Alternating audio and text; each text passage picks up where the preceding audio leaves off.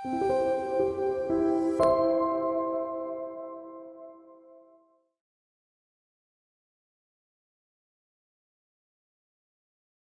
오늘 이 오후에 하나님께서 여러분들에게 은혜를 베풀어 주셔서 하나님의 말씀을 듣고 깨닫는 또 은혜 받는 귀한 시간 되기 바랍니다.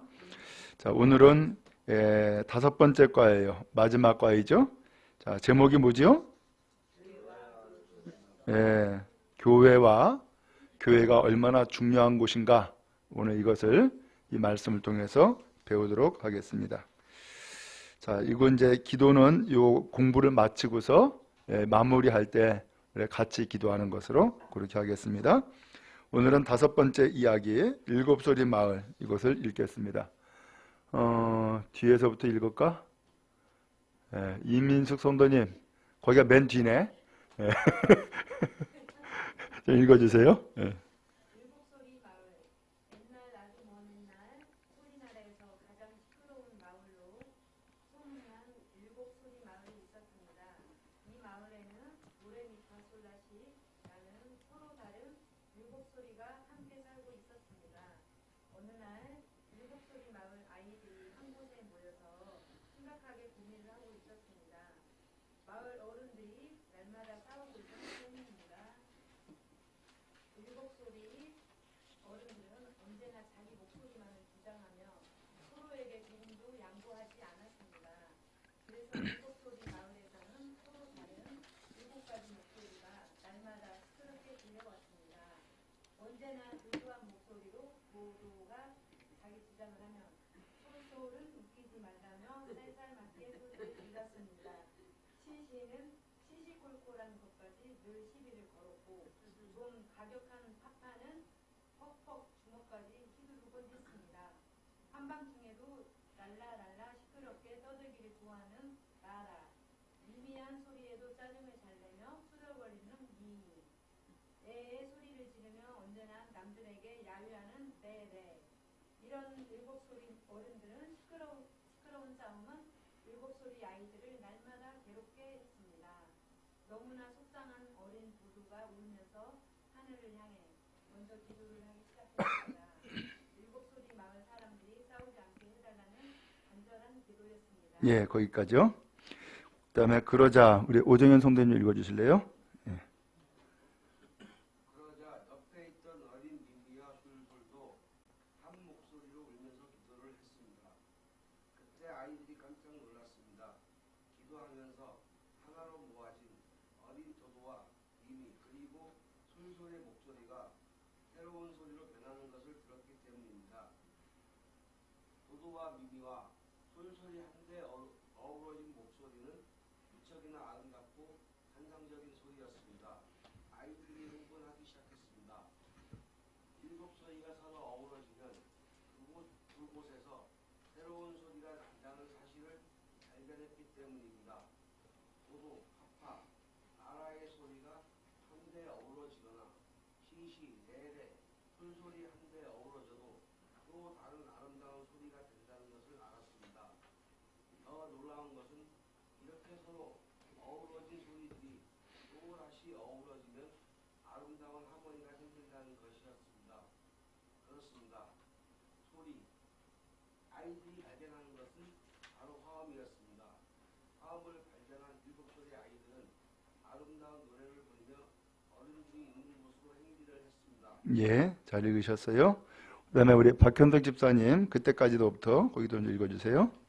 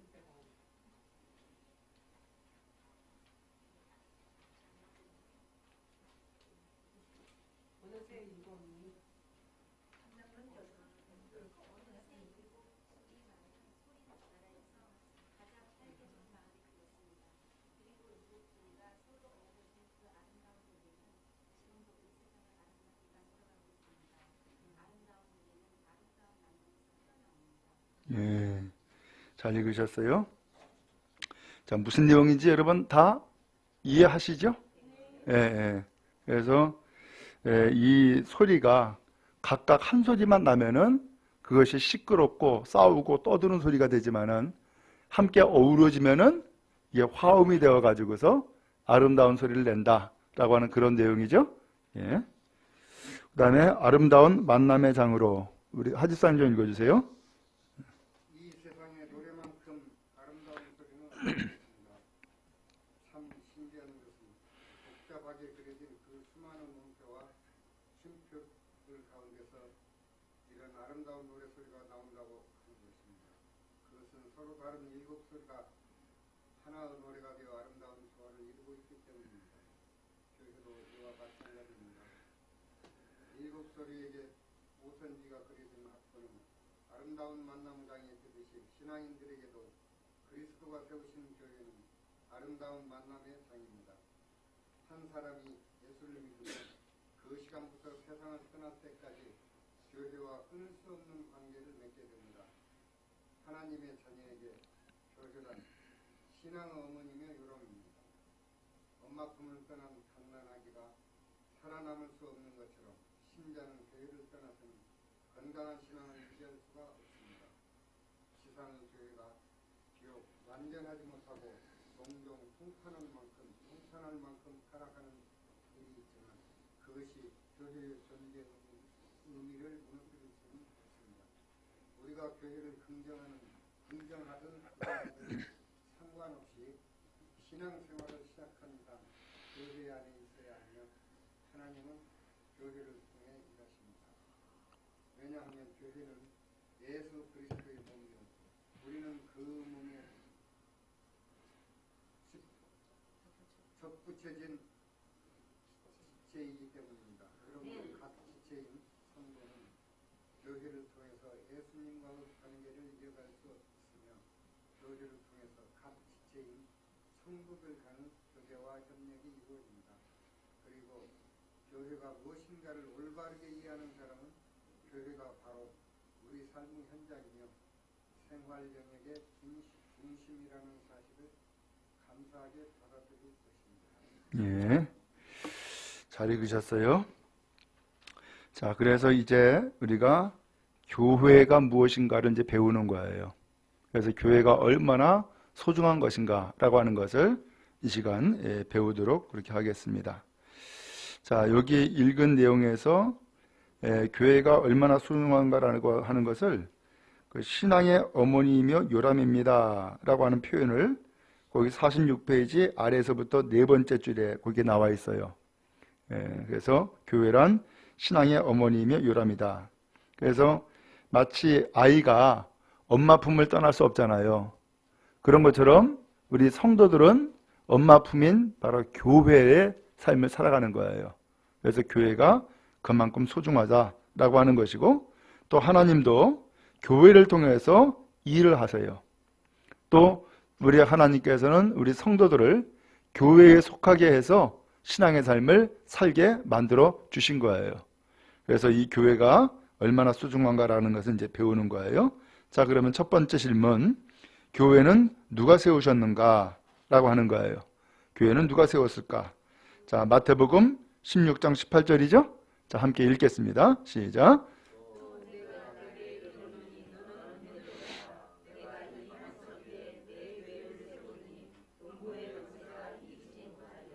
예, 우리 이 말씀은 예수님이 베드로에게 주신 말씀이었어요. 근데 베드로에게 이렇게 말씀했어요. 너는 베드로다. 내가 이 반석 위에 내 교회를 세우리니 음부의 권세가 이기지 못하리라. 자, 여기 보니까는 교회라고 하는 단어가 나오죠? 누구 교회래요? 거기 분명히 예수님이 말씀했죠? 내 교회를 세운다라고 표현했죠? 내 교회? 그러니까는 예수님이 말씀하신 것이니까 여기서 내 교회라고 하는 것은 예수님의 교회를 얘기를 한 거네요. 그죠? 예. 결국 교회가 누가 주인이라는 거예요? 예수님이 주인이다 라고 하는 거예요. 예수님이 주인이다. 자, 그리고 이 교회를 내 교회, 곧 예수님의 교회다라고 했는데 이 교회를 그러면 어디다 세우느냐라는 거예요. 예, 어디다 세운다 그랬어요? 반석 위에 세운다라고 표현했죠? 반석 위에. 여러분, 이 반석이 뭔지 지난번에 한번 설명드렸는데 아시죠? 반석이 뭐예요? 반석. 예, 돌. 예. 이 반석이라고 하는 것은 큰 바위 덩어리예요. 넓은 돌이에요. 그래서 이 땅을 파면은 계속해서 파면은 반석, 돌덩어리가 나와요. 그 반석에다가 집을 세우는 거예요. 반석에다가. 그래서 요새는 어떻게 세우는지 정확하게 모르겠는데, 예를 들면은 여의도의 63빌딩이 옛날에는 제일 높은 빌딩이었잖아요. 근데 그 여의도가 사실은 한강의 모래벌이거든요. 근데 거기다가 그렇게 높은 빌딩을 세우는 거야. 아니, 모래 위에다가 세우면 그게 가능하겠어요? 안 되지, 무너지지. 근데 그거 세운 거예요. 어떻게 세웠느냐? 그 땅을 파면은 그 땅 맨 밑에 뭐가 나오냐면 바위 덩어리가 나와요. 바위 덩어리가. 그 바위 덩어리 위에다가 기초를 세우는 거예요. 그러면은 그 주변이 전부 다 강으로 되어 있다 할지라도 그 건물은 든든하게 서는 거예요. 그래서 반석 위에다 세우는 것이 그게 높은 빌딩을 세울 수 있는 기반이 되는 거예요. 근데 그 반석이 아니라 그냥 흙 위에다가 세우면은 그런 높은 빌딩은 금방 넘어집니다. 금방 넘어져요. 그래서 무너지는 집이 되어지는 거예요. 마찬가지로 여기도 교회를 세우는데 교회를 든든히 세우기 위해서 하나님이 어디다가 세우느냐? 반석 위에다 세운다는 거예요. 그러면서 베드로에게 네가 반석이야 하면서 이 반석 위에 내 교회 세우겠다라는 말씀을 하셔요. 그러면은 이 반석이라고 하는 것은 뭘 얘기한 거냐? 바로 믿음의 고백을 두고 얘기한 거예요. 고백을 두고. 앞서서 예수님이 묻잖아요. 사람들이 나 누구라 하냐? 했더니만은 제자들이 대답하죠.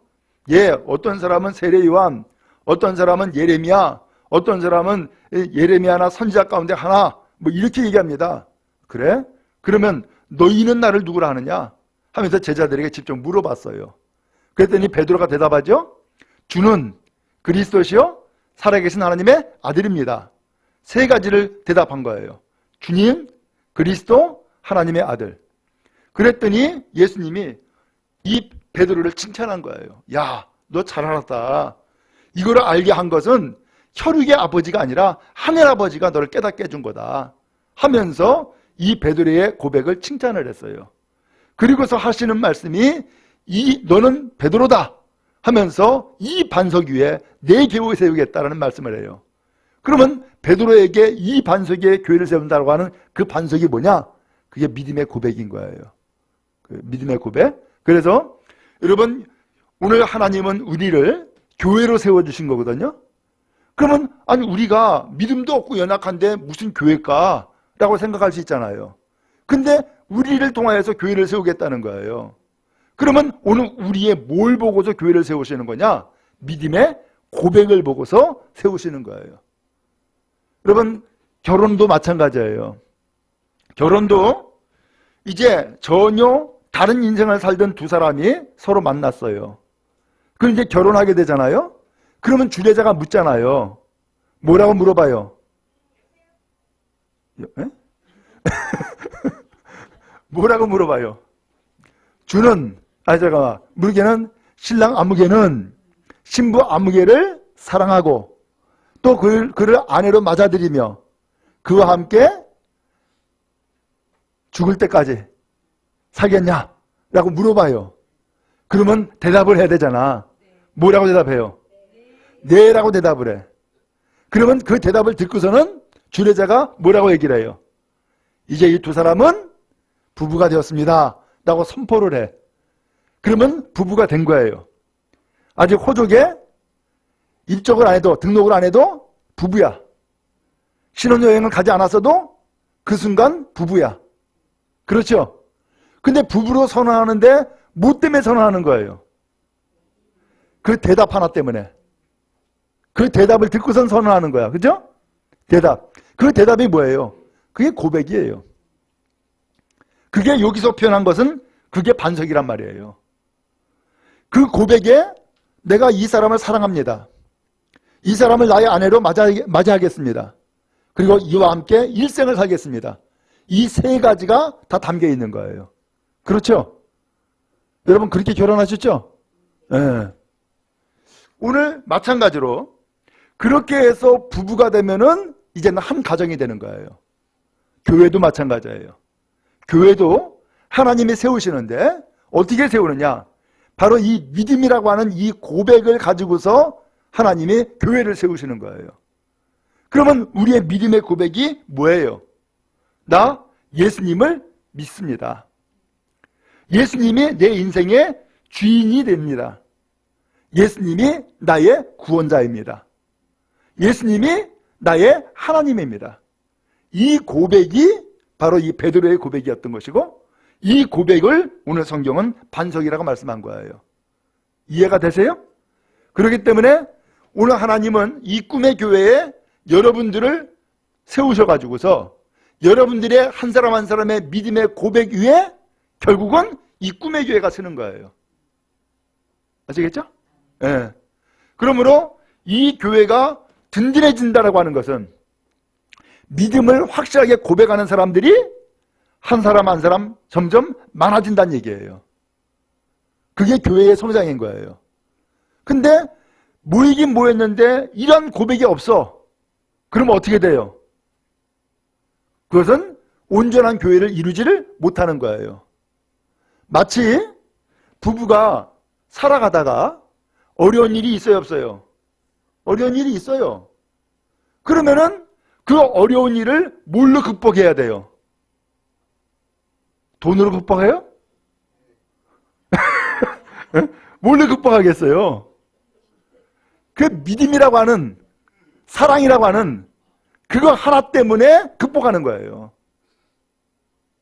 근데 이 믿음이 없으면은 아무리 돈이 있어도 그 두 사람은 헤어집니다. 그렇죠? 헤어집니다. 그렇기 때문에 두 사람과의 관계에 있어서도 절대적인 것은 믿음이에요. 그것의 또 다른 표현은 그게 사랑이란 말이에요. 그래서 가정이 세워지고 부부가 되어지는 것이지 이런 믿음이 없으면은 아무리 잘난 사람 만나도 소용없습니다. 얼마 못 갑니다. 신앙생활도 똑같아요. 신앙생활도 하나님은 우리를 교회로 세우신 거예요. 근데 무엇을 보고 교회를 세우시느냐? 한 사람 한 사람의 믿음 보고 세워주시는 거예요.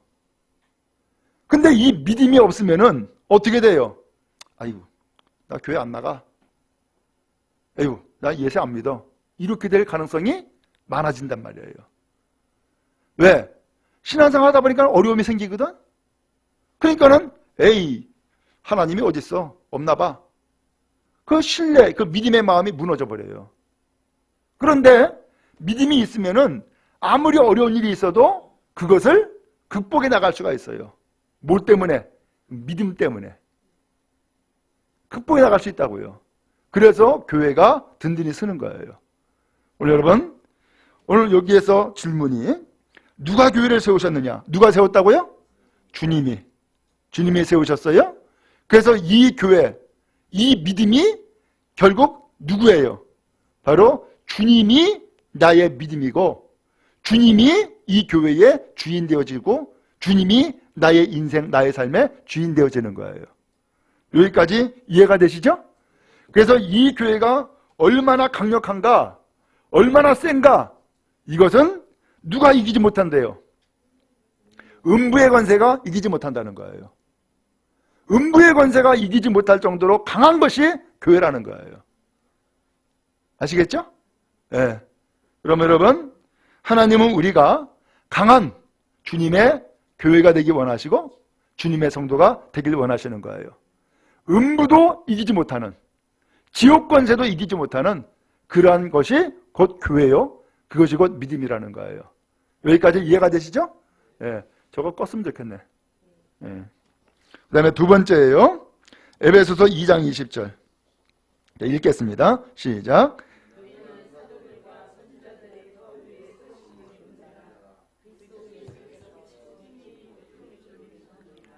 아멘.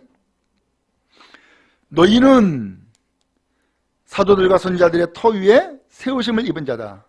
그 너희가 성도죠. 그죠? 그 너희가 앞서 말씀드린 교회예요. 곧 우리 성도들, 우리 교회를 얘기한 거예요. 근데 이 교회가 어디에 세워졌느냐? 사도들과 선지자들의 터 위에 세운 거라는 거예요. 그러면은 이 사도들과 선지자들이라고 하는 것은, 사도들은 예수의 복음을 전해주는 사람이에요. 선지자는 하나님의 말씀을 전해주는 사람이에요. 두 가지가 다 사도들과 선지자들이 모두 다가 다 뭐예요? 말씀의 말씀. 이 말씀의 터전 위에 세움을 받은 사람이 성도들이라는 거예요. 이 말씀의 터전 위에 세우심을 입은 사람들이 곧 교회라는 거예요. 그러면서 하는 말씀이, 예수님은 그러면은 뭐냐? 이것이 나와 있어요. 뭐라고 되어 있어요? 예수님은 모퉁이 돌이라는 거예요. 자, 그래서 모퉁이 돌을 제가 설명드린 적이 있었죠? 모퉁이 돌이 뭐예요? 모퉁이 돌. 그렇죠. 네. 저희 아버지가 목수였어요. 그래서 옛날부터 집 짓는 것을 제가 자주 봤어요. 그 옛날에는 집을 짓는데 원래는 땅을 깊이 파야 되지만 깊이 안 파더라고. 한 1m쯤 이렇게 파고, 그 파는데 다 파는 게 아니라 좀 네모난 집을 짓는다 그러면 네모나게 파더라고. 그리고서는 거기에다가 말뚝을 박아가지고서는 줄을 쫙 대요. 그리고서는 거기에다가 그 판대다가 시멘트 공구리, 그것을 붓더라고요. 이제 그게 이제 기초야, 그게. 제가 아까 말씀드린 것처럼 그것은 일종의 이제 바위덩어리를 대신하는 거죠. 바위덩어리를 대신하는 것처럼 이제 그렇게 기초를 놔요. 기초를 놓고서는 그 위에다가 벽돌을 쌓더라고. 그 벽돌을 쌓는데 아무렇게 해서 하면 안 되잖아요. 똑바로 쌓아야 되잖아요. 근데 이 벽돌을 쌓는데 그냥 쌓는 것이 아니라 먼저 줄로 이 기둥 4개를 딱 박아놓고서는 전부 다 실로 해서 줄을 다 매요. 그래가지고서는 직사각형으로, 그 다음에 그 평평하게 똑바로 세울 수 있도록 줄을 달아내고, 그리고서 거기에다가 벽돌 하나씩을 쌓더라고요. 그러고 보니까는 나중에 이제 집이라고 하는 건물이 되어지는 거야. 근데 이 이스라엘 땅은, 성경에 나오는 유대 땅은, 우리나라는 벽돌로 집을 지었는데 이 땅은 벽돌로 집을 짓는 것이 아니라 돌로 집을 지어요. 돌로. 그러니까 돌로 집을 지으니까 이 집을 어느 정도 크기를 지을 것인지, 방을 몇 개로 할 것인지, 이것은 뭘로 아느냐? 이 모퉁이 돌을 두는 거예요. 마치 바둑을 둘 때에 제일 먼저 이 바둑에서 이기는 사람은 누가 이겨요? 집을 짓는 사람이 이기는 거야. 그렇죠? 에? 근데 집을 짓기 위해서 처음부터 전부 다 연결해서 집을 짓지 않잖아요. 어떻게 해요? 포석을 두죠. 어디다가 집을 지을 건가 계획을 하고서는 거기다가 포석을 딱딱 하나씩 두어요. 바둑 아시죠? 예. 포석을 둬요. 그러면 그것이 소위 말하면 포석이 되어서 그걸 중심으로 해서 집을 짓게 되는 거예요. 그런 것처럼 이스라엘 땅에 집을 짓는데 모퉁이 돌을 둬요. 그럼 모퉁이 돌을 어디다가 두냐에 따라서 집이 네모나게 되고 커지고 혹은 작아지고 방이 몇 개고 이게 나오는 거예요. 근데 이 모퉁이 돌이 바로 누구냐? 예수님이 모퉁이 돌이라는 거예요. 곧 예수님이 기준이라는 거예요. 기준. 아시겠죠? 그래서 여기에서도 역시 마찬가지로 교회가 기준이 누구냐? 중심이 누구냐? 여기서 그 교회의 중심, 교회의 기준이 누구라는 거예요? 예수님이 기준이라는 거예요. 그래서 우리 교회도 마찬가지예요. 세상에 교회가 많잖아요. 근데 오늘 우리가 지향하고 있는 것은 예수님이 기준이 되고 예수님이 중심이 되어서 예수님이 원하시는 교회, 예수님을 본받는 교회가 되었으면 좋겠다라고 하는 뜻을 말씀드리지 않았어요? 그래서 역시 이 교회의 중심은 누구다? 예수님이다. 예. 그리고 이 교회의 기준 역시 누구다? 예수님이다 라고 하는 거예요. 자, 여기까지 이해가 되시죠? 예. 다음 페이지 한번 보겠습니다. 세 번째입니다. 사도행전 20장 28절. 자, 읽겠습니다. 시작.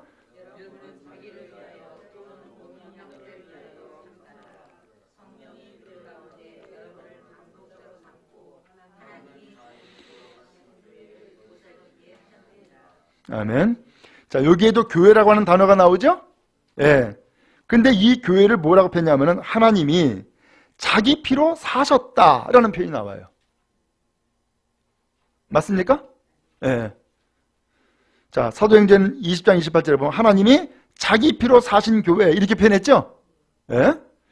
아니, 하나님이 피값을 주고 샀다는 거예요. 피값. 우리가 교회를 세울 때에 돈이 들어가잖아요.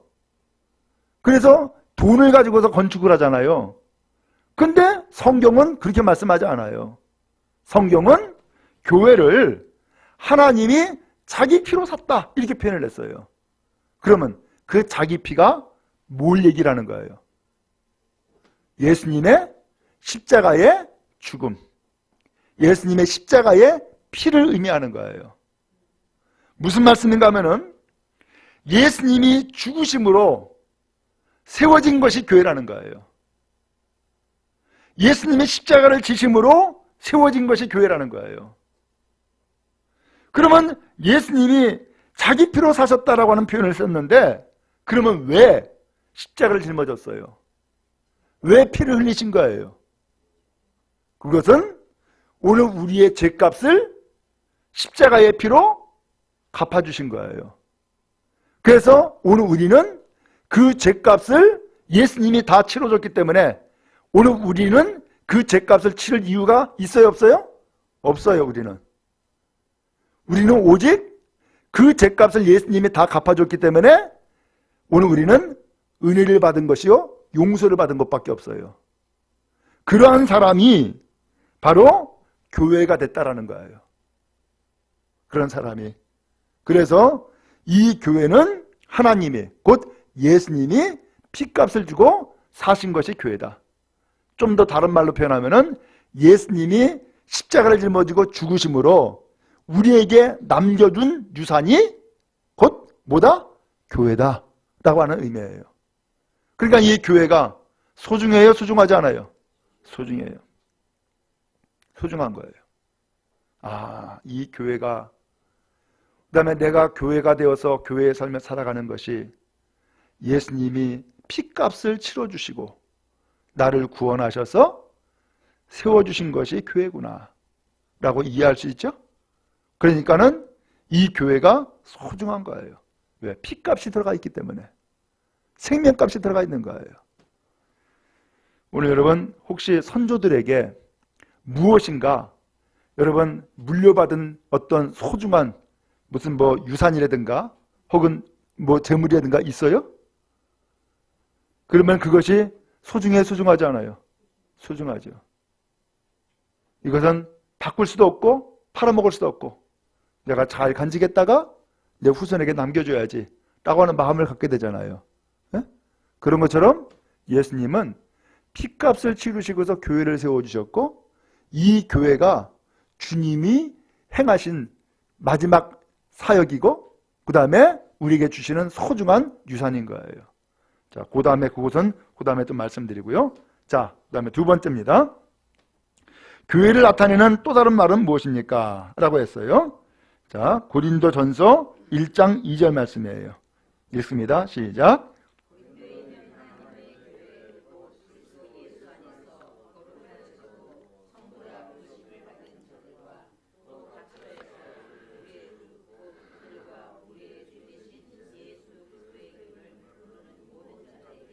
예. 교회를 나타내는 또 다른 말이 무엇입니까? 하면서 두 가지를 여기서 제시했어요. 하나는 뭐죠? 지역교회가 있죠. 그 다음에 또 하나는요, 우주적인 교회, 이렇게 표현했어요. 그러면 지역교회가 뭐냐? 거기 고린도전서 1장 2절 첫 마디에 나오죠. 고린도에 있는 하나님의 교회. 맞아요? 네. 그러면 고린도라고 하는 이 지역에 있는 교회라고 하는 얘기죠. 고린도에 있는 지역에 있는 교회. 그래서 이것을 지역교회라고 얘기한 거예요. 지금 우리는 십정동 여름을 이 마을에 들어와 있어요. 그러면 이것을 그대로 표현하면은 십정동 여름을 마을에 있는 교회, 이렇게 표현할 수 있겠네. 그죠?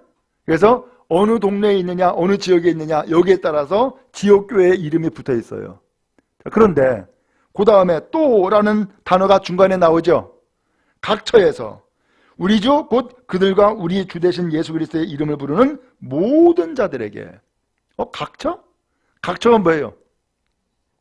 예, 고린도라고 하는 지역 하나뿐만이 아니라 세계 구석구석 각 처소에서 예수님의 이름을 부르는 모든 성도들이 바로 뭐라는 거예요? 교회라는 거예요. 그러니까 이 교회는 이 지역에 있는 건물로서 존재하면서 모이는 교회도 있지만, 그 다음에 각처에서 모이는 지역, 우주적인 교회가 또 있다는 거예요. 그래서 여러분, 이 한국에도 교회가 있지만 미국에도 교회가 있죠. 그죠? 그리고 또한 이 한국에도 있지만은 중국에도 교회가 있어요. 그 교회는 건물로서의 교회를 얘기를 하는 것이 아니라 예수님을 믿고 구세주로 영접하여서 신앙의 삶을 살아가는 모든 성도들이 전부 다 뭐예요? 다 교회예요. 아시겠죠? 예. 그래서 여러분, 우리 교회에서 세례를 받고 하면은 우리 교회에서만 인정되는 것이 아니라 세계의 모든 교회에서 다 인정이 되어지는 거예요. 이해가 되시죠? 여기까지? 예. 자, 그다음 세 번째입니다. 예수님을 믿으면 누구든지 자연적으로 교회의 일원이 됩니다. 그 이유가 무엇입니까? 라고 질문을 했어요. 첫 번째는 예수님과 성도와의 관계 때문이에요. 두 번째는 뭐죠? 성도와 성도와의 관계 때문이에요. 자, 골로새서 1장 18절 말씀. 거기 교재에 나와 있는 대로만 읽겠습니다. 시작. 아멘. 자, 그는 그랬어요. 그는 머리래요. 그렇죠? 예, 뭐의 머리래요? 몸인 교회의 머리라. 이렇게 표현했어요. 그러면 여기서 그가 누구예요? 예수님이에요. 예수님. 자, 그래서 몸이 있고 머리가 있는데 바로 여기서 머리가 누구라는 얘기예요? 예수님이라는 얘기예요. 오늘 그러므로 우리의 몸을 한번 생각하면 되겠네. 우리의 몸도 역시 마찬가지로 뭐가 있어요? 머리가 있고 몸이 있네. 맞아요? 네. 그런데 예수님은 오늘 우리의 몸을 가지고서 비유를 들어서 설명을 하면서 이 몸 가운데 머리가 있는데 머리가 누구래요? 예수님이래요. 그러면 머리의 역할이 뭐예요?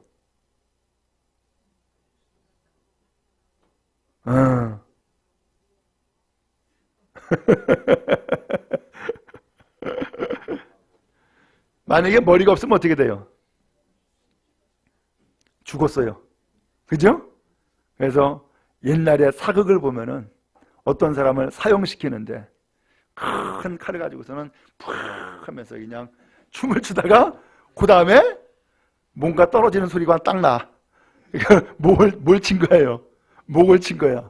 그러니까 머리와 몸을 분리시킨 거죠. 그러면 죽은 거야. 그렇죠? 네, 마찬가지로 교회에도 머리가 있는데 이 머리가 누구래요? 예수님이 머리라는 거예요. 그러면 이 머리는 뭘 하느냐? 온 몸을 다 다스리고 통제하는 거예요.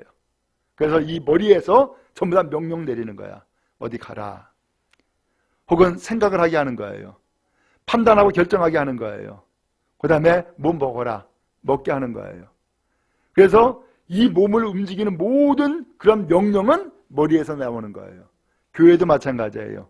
교회의 모든 삶의 명령은 누구의 명령을 따라야 돼요? 예수님의 명령, 예수님의 말씀을 따르는 거예요. 그게 교회 생활인 거예요. 자, 그 다음에 또 하나의 말씀, 고린도전서 12장 27절. 자, 시작. 너희는 그리스도의 몸이요 지체의 각 부분이라. 아멘. 너희는 누구예요? 성도들. 예? 그리스도의 몸이래요. 지체의 각 부분이래요. 아, 그래서 머리가 누구이고 그 다음에 몸이 누구인지를 설명을 했죠? 그래서 머리와 몸이 따로 떨어져 있어야 돼요? 붙어 있어야 돼요? 붙어 있어야 돼. 그게 몸이에요. 그게 생명이 있는 사람이에요. 근데 머리와 몸이 분리가 되어 있으면은 그건 죽은 거예요. 그건 생명이 아니래요. 교회가 마찬가지예요. 교회는 생명이거든요. 교회가 되려면은 뭐가 있어야 되느냐? 몸만 있으면 안 돼. 그 다음에 몸에 머리가 붙어 있어야 돼.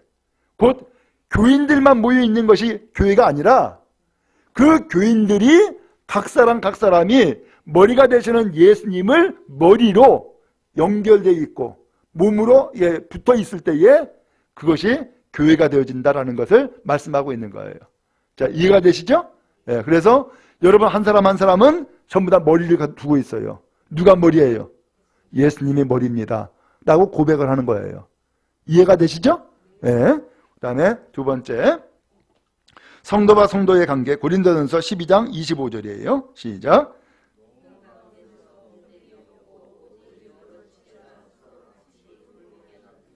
아멘. 몸 가운데 뭐가 없어야 된대요? 분쟁이 없어야 된대요. 그 다음에 여러 지체가 어떻게 된대요? 서로 같이 돌봐야 된대요. 그렇죠? 여러분, 몸 가운데 분쟁이 있다? 이게 무슨 소리일까?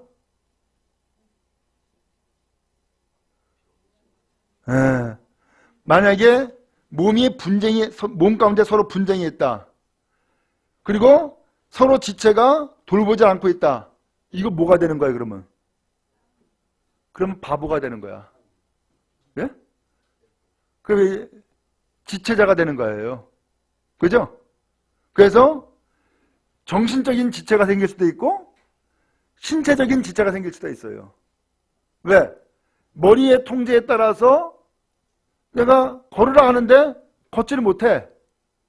그러면은 그 몸이 제대로 작동하지가 않는 거죠. 그리고 손과 발이 같이 움직여야 되는데 같이 움직이지 않으면은 이 따로 떨어지게 돼 있으면은 그게 지체가 되는 거예요.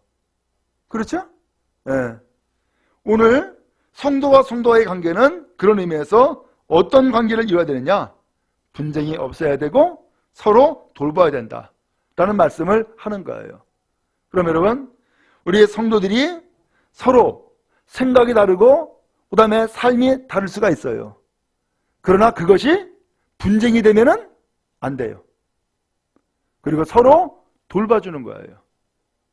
아시겠죠? 예. 예를 들면은 내 생각이 틀리다고 해가지고서는 넌 틀렸어, 나는 맞았어. 이거 아니에요. 서로 생각이 다를 뿐이지 틀리고 맞고 하는 것이 아니에요. 아시겠죠? 예. 그 다음에 우리의 서로의 지체들이 다 틀려요. 삶이 달라요, 삶이. 겪어온 인생이 서로 다르다고. 그러다 보니까는 생각하는 것마다 다를 수도 있어요. 그러면 다르면은 넌 틀렸어, 내가 옳아. 이게 돼요? 아니에요. 그렇지 않아요. 다 자기 나름대로의 삶의 환경과 여건이 있기 때문에 다 틀린 거예요. 그러나 딱 하나, 그런 인생들이 예수님이 구주가 되어주시고 예수님이 생명도 되어주시는 것을 내가 믿고 의지하며 사랑하고 따르는 삶만은 똑같이 하나가 된 거예요. 아시겠죠? 여러분 집안에서도 똑같이 엄마 뱃속에서 나왔지만은 그 형제들이 서로 같아요, 틀려요? 다 틀려. 그렇죠? 그럼에도 불구하고 어떻게 한 가족이 됐을까? 부모가 하나이기 때문에 한 가족이 될 수 있었던 거예요. 그렇죠? 마찬가지예요. 우리가 각각 다르지만 예수님을 구주로 모시는 그 믿음 하나가 같기 때문에 우리는 한 교회를 이루고 한 믿음의 길을 가는 거예요. 아시겠죠? 네. 자, 그 다음에 네 번째, 교회가 해야 하는 중요한 일. 마태복음 28장 19절부터 20절이에요. 시작. 그러므로 너희는 가서 모든 민족을 제자로 삼아 아버지와 아들과 성령의 이름으로 세례를 베풀고 내가 너에게 분부한 모든 것을 가르쳐 지키게 하라. 볼지어다 내가 세상 끝날까지 너희와 항상 함께 있으리라 하시니라. 아멘. 그러면 교회가 해야 될 일이 뭘까? 자, 여기 성경 읽은 부분에서만 먼저 찾아보면은 뭐 하라 그랬어요? 제자 삼아라. 그 다음에요, 세례를 베풀어라. 그 다음에요, 가르쳐라. 그 다음에요, 지키게 해라. 자, 일단 네 가지가 나오죠? 네, 그러면서 예수님이 덧붙여 주신 말씀이 세상 끝날까지 항상 너희와 함께 있을 거다 라는 약속을 주셨어요. 자, 그러면 교회가 해야 될 일이 있잖아요. 자, 말씀을 다시 한번 정리해서 드리면은 예수님이 십자가에 죽으셨어요. 그리고 이 세상을 떠나셨고 하나님 나라로 올라가셨어요. 그렇죠? 그리고 그 예수님이 이 땅에 뭘 남겨두셨어요? 교회를 남겨두셨어. 그게 교회가 그래서 유산이라고 말씀드린 거예요. 다시 한번요. 예수님이 이 세상에 오셨어요. 하나님의 아들로서 오셨어요. 그리고선 예수님이 공생의 삶 가르치시고 그 다음에 병을 고쳐주시고 천국 복음을 전파하시고 그리고 마지막에는 십자가에 죽으시고 그 다음에 떠나신 거예요. 그런 예수님이 이 땅에 예수님의 몸을 남겨놓은 거예요. 그 떠나신 예수님이 예수님의 몸을 남겨뒀는데 그 예수님의 몸이 뭐라고요? 그게 교회라니까. 그러면 왜 교회를 남겨뒀을까요? 왜 교회를 남겨뒀겠냔 말이에요. 나는 떠나니까, 그리고선 예수님의 몸인 교회를 남겨둘 테니까 이 몸인 교회가 예수님의 일을 계속해서 감당해 나가라 라고 남겨주신 거예요. 그러니까 이 교회가 해야 될 일은 뭐예요? 예수님이 하신 일을 우리가 이어서 하는 거예요. 예수님이 하신 일을. 그러면 예수님이 하신 일이 도대체 뭐냐? 그것을 예수님께서 이 마태복음 28장 20절에 마지막 분부로 그래서 주신 거예요. 그래서 그 내용을 보니까는 제자 삼아라, 그 다음에 세례를 베풀어라, 그 다음에 예수님의 말씀을 가르쳐주고, 그 다음에 이 말씀을 지키도록 해라. 내가 세상 끝날까지 너희와 함께 있을게 라고 약속해 주신 거예요. 자, 그래서 교회가 해야 될 일이 몇 가지가 있어요. 그 몇 가지가 있는데 그것을 보통 5가지라고 얘기를 해요. 5가지. 자, 뒤에 한번 넘겨보세요. 그 5가지가 쭉 나와 있죠? 예. 첫 번째 뭐죠? 예배. 그 다음에 증거. 그 다음에 교제. 그 다음에 사랑의 봉사. 그 다음에 교육과 훈련. 자, 이해가 되세요? 예. 자, 그러면은 여기에서 제일 첫 번째로 제시된 것이 예배예요. 이제 우리가 예수를 믿음으로 구원을 받았고요. 하나님의 자녀가 되었어요. 그러다 보니까는 하나님께서는 누구를 기다리고 있느냐, 누구를 찾고 있느냐? 예배하는 사람을 찾으세요. 예배하는 사람을. 그래서 교회가 행해야 될 가장 중요한 일, 예배예요. 아시겠죠? 예. 여러분 명절이 되면은 전부 다 어디로 가세요? 예, 요새 막 놀러 가더라고. 근데 이 명절이 되면은 제일 먼저 고향으로 가. 왜 고향을 왜 가요? 거기 부모님이 계시니까. 그러니까는 부모님 찾아가는 거예요. 부모님 찾아가서 뭐예요? 엎드려 절하죠? 예? 건강하시라고, 복 많이 받으시라고 인사드린다고. 그렇죠? 그런 것처럼 하나님께서는 우리에게 구원을 베풀어 주시고 새 생명을 부어주시면서 우리에게 하나님이 기다리고 계시는 것이 있는 거예요. 내가 이렇게 은혜를 주시고 은혜를 베풀고 복을 주었으니까 하나님 앞에 뭐 해야 되겠어요? 감사해야지. 그죠? 그 하나님 앞에 감사드리는 것이 곧 예배인 거예요. 그러니까 예배를 잘 드려야 돼요? 드리지 말아야 돼요? 예배 잘 드려야 된다니까? 그게 효도예요. 그렇죠? 그래서 신앙생활 여러분 잘하기 원하시잖아요. 그 신앙생활 잘해야 되는데 그 신앙생활 잘하는 첫 번째 비결은 뭐냐? 하나님 앞에 예배 잘 드리는 거예요. 그렇죠? 이게 첫 번째 비결인 거예요. 근데 이거 이상하게, 이거 이제 제가 나중에 또 한번 말씀드리겠지만은, 예배가 그렇게 중요한데 신앙생활 하는 데에 가장 먼저 드러나는 것이 바로 예배예요. 신앙생활을 감사함과 기쁨으로 하는 사람은 예배 잘 드려요. 무슨 일이 있어도 예배를 드리겠다고 하는 마음을 갖게 된다고요. 그런데 그러지 못하게 되면은 예배를 소홀히 하게 돼요. 당장에 교회가 멀어지게 되고요. 예배를 소홀히 하게 돼요. 이 예배가 신앙생활에 어떻게 보면 긴점이 될 수 있어요. 그러니까 여러분, 예배에 빠지지 말고 예배 잘 드리시기 바랍니다. 근데 예배를 드리는 것이 중요하다 보니까 반대로 마귀가 예배 드리지 못할 그런 길을 자꾸 만들어놔요. 그래서 이유를 자꾸 만들어놔. 여러분들이 그걸 아시면 참 좋겠는데, 모르시면 이제 좀 알아야 돼요. 예배를 못 드리도록 자꾸 해방을 해요. 여러분 아세요? 네, 아실 거야. 내가 마음을 딱 먹고서는 이번 주에는 꼭 교회 가야지 라고 하면은 그 마음을 어떻게 마귀가 아는지 그 시간에 딱 맞춰가지고서는 손님이 찾아와. 그래가지고서는 교회를 못 가게 만들어. 그러면 이거 교회 갈 수도 없고 안 갈 수도 없고 참 고민이 되죠. 어떻게 하면 좋겠어요? 그러면은 이건 나를 좀 시험하는구나, 내 믿음을 흔드는구나 생각하시고선 달려나오세요. 거기에 두 가지가 필요해. 결단이 있어야 돼요. 믿음의 결단이. 그 다음에 또 하나는 지혜가 있어야 돼. 지혜가. 그래서 제가 농촌에서 목회할 때는요, 주일날 꼼짝도 못하게 만들었어. 주일날 예를 들면 농사 짓는다. 짓지 말라고. 농사 짓는 사람은 주일이 없잖아요. 그렇죠? 새벽같이 나가서 논두렁에 물 대야 되고 하잖아. 그러면은 논에 가서 물 대겠다고 하고 농사 짓겠다 그러면은 교회 못 나오잖아요. 예배 드리시라고. 휴일날 가서 일하지 말라고. 그래서 막았어요.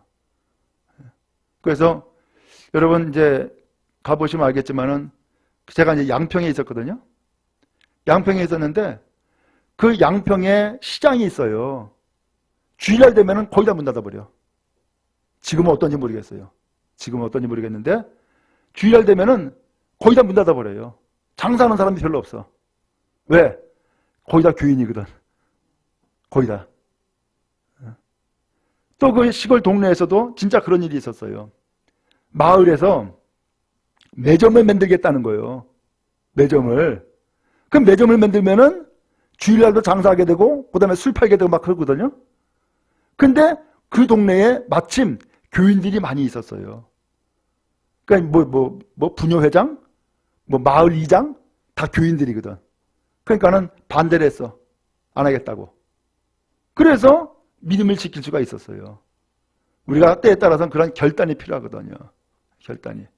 그랬던 이상스럽게, 요새는 좀 그렇지 않지만은 이상스럽게 결혼식 한다 그러면 꼭 주일이야. 그죠? 더군다나 그 또 결혼식도 또 꼭 친척이 해. 그럼 가야 돼 말아야 돼? 가야 되잖아. 근데 제가 가지 말라 그랬어요. 가지 말라 그랬어요. 그 대신에 토요일날 미리 가라. 토요일날 미리 가라. 그러면은 더 좋아한다. 왜? 주일날 그 결혼식장에 가가지고서는 얼굴 한번 내밀고서 끝이야. 근데 토요일날 미리 가면은 직접적으로 만나가지고서 많은 이야기를 할 수 있어요. 그 다음에 또 결혼식을 하면은 요새는 식장에다 다 맡겨버리지만은 옛날에는 집에서 다 음식하고 했잖아요. 그 집에서 음식하는 거 도와줄 수가 있어. 그리고 거기에다가 축의금을 해줘. 그러면 어떻게 돼요? 일석이조야. 주일날 음식 안 나가도 좋고 토요일날 미리 와서 일해줘서 고맙고 만나서 또 반갑고 그리고 내일은 내가 못 온다. 내가 교회 가서 이 가정을 축복하기 위해서 내가 기도하마. 해줘요. 그러면은 역시 예수 믿는 사람은 다르구나 라고 인정이 되어지고 그것이 또 하나의 전도의 기회가 될 수 있어요. 왜? 마음에 감동함을 줄 수 있거든요. 여러분, 믿음 생활을 그래서 두 가지. 지혜가 있어야 되고 결단이 있어야 된다. 라고 하는 거예요. 아시겠죠? 예. 여러분 참 요새는 이렇게 강하게 얘기를 잘 못하는데 그냥 쉽게 표현하면은 주일날 예배하는데 예배 빠지고서 열심히 돈 벌어도 밑 빠진 덕이 물붓기예요. 소용없습니다.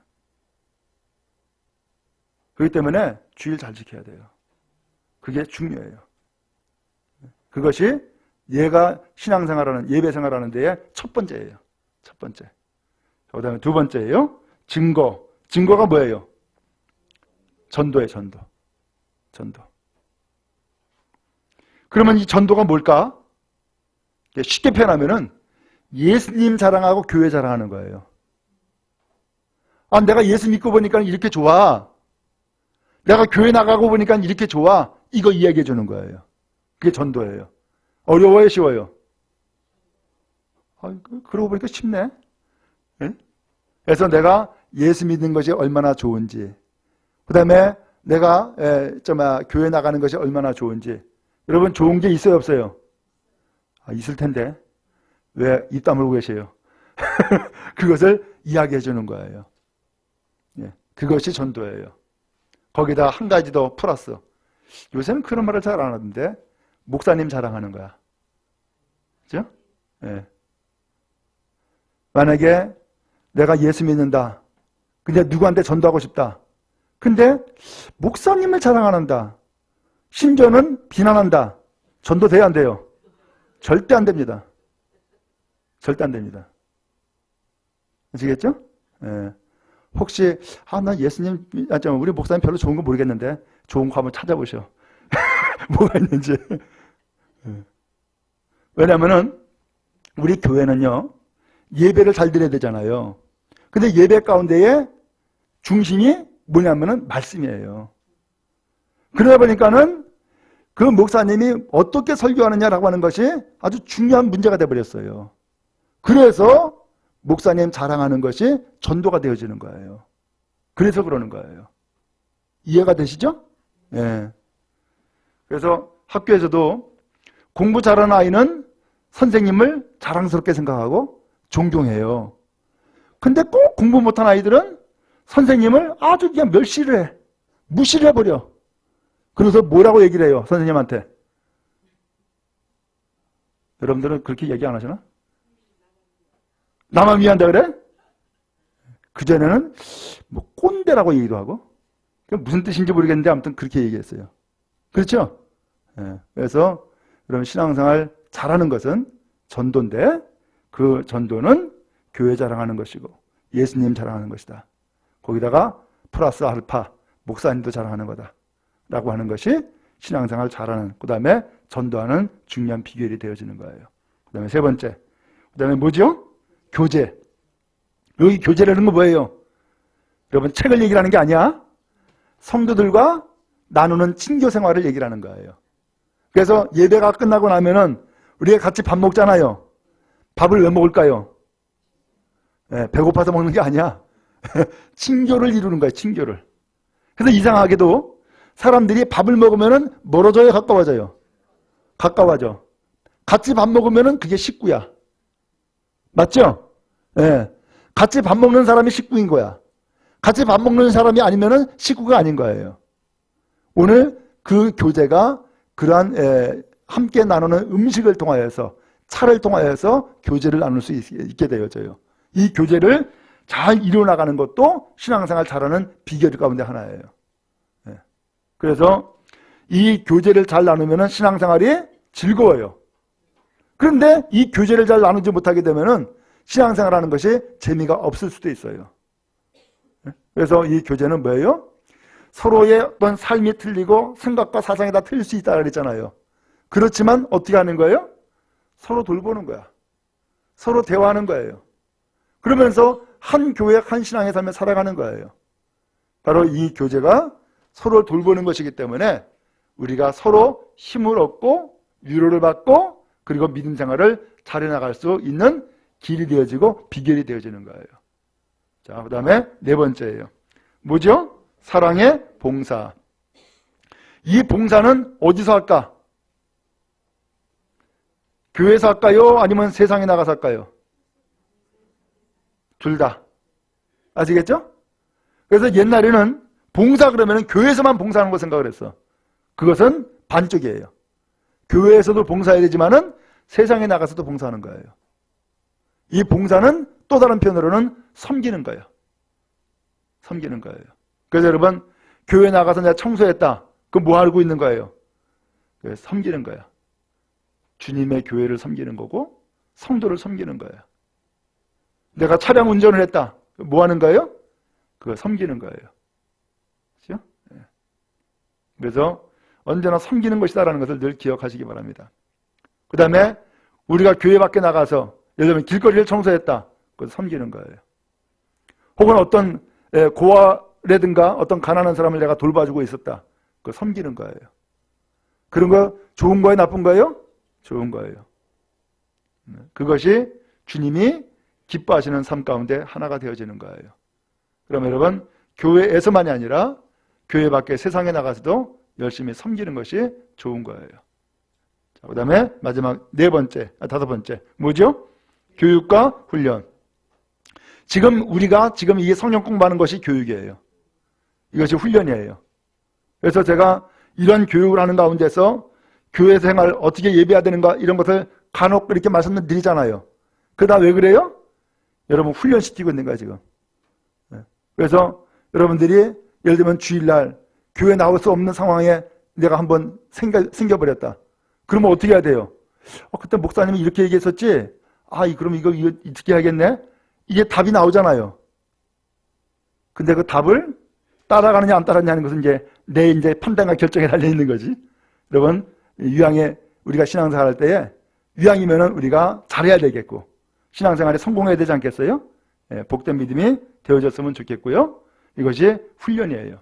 그래서 훈련하는데, 우리가 지금 이 교육과 훈련하는데 전부 다 뭘로 해요?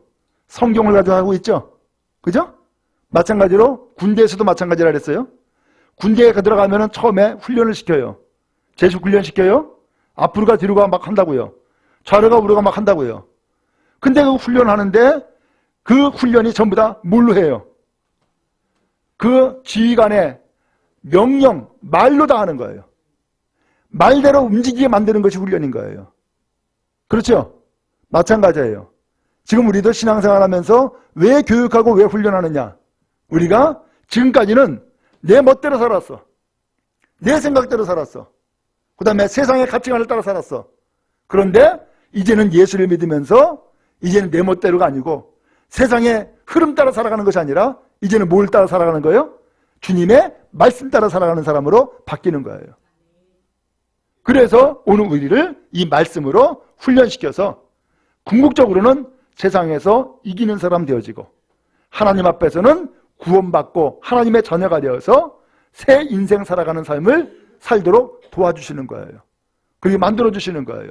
그래서 궁극적으로는 그 인생이 복되게 하고 승리하게 만들어주시는 거예요. 우리는 그 길을 따라가는 것이요. 그것이 바로 교육과 훈련이 되어지는 거예요. 여기까지 이해가 되셨죠? 그래서 교회에서는 이 5가지 한다. 첫 번째 뭐요? 예배. 그다음에 두 번째는 증거, 곧 전도. 세 번째는 교제. 네 번째는 봉사. 그다음에 5번째 교육과 훈련. 이 5가지를 하는 것이 교회인 거예요. 바로 이것이 주님께서 우리에게 원하시는, 또 주님께서 뜻하시는 길인 것이죠. 이것을 우리가 감당해 나가도록 해야 되겠어요. 자, 여기까지예요.